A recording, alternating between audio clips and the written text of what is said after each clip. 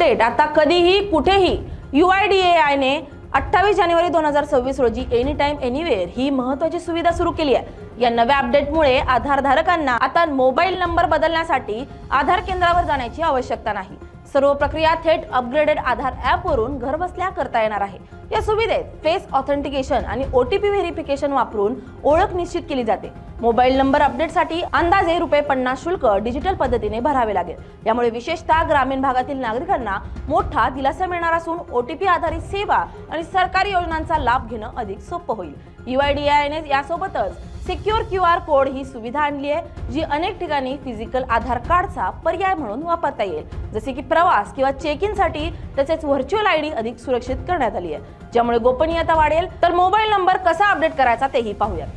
आधार app download करा, त्यानंतर mobile update हा पर्याय निवडा।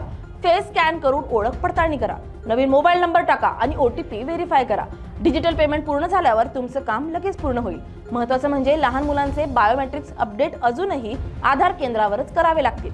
एकूण ही सुविधा आधार सेवांना अधिक सोपी, जलद आणि डिजिटल बनवणारी ठरणार आहे। त्यामुळे आता सारखं सेतू केंद्रावर फेरा मारण्याची गरजच राहिलेली नाही।